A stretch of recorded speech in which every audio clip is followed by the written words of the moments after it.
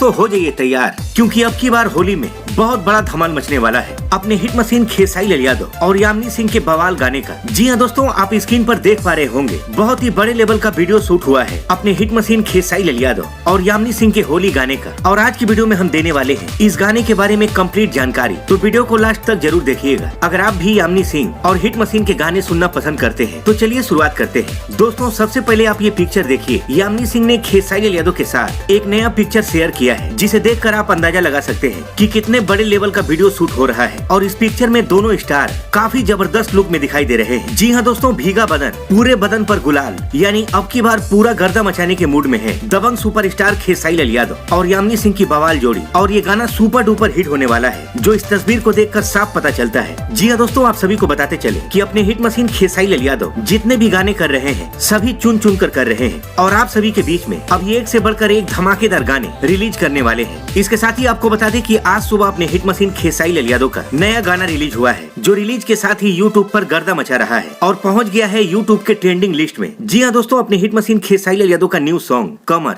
10 number पर trend कर रहा है 14 लाख व्यूज के साथ। तो दोस्तों आप यामिनी सिंह और अपने हिट मशीन खेसारी लाल यादव के होली गाने के लिए कितने ज्यादा एक्साइटेड हैं, हमें कमेंट बॉक्स में बताना मत भूलिएगा।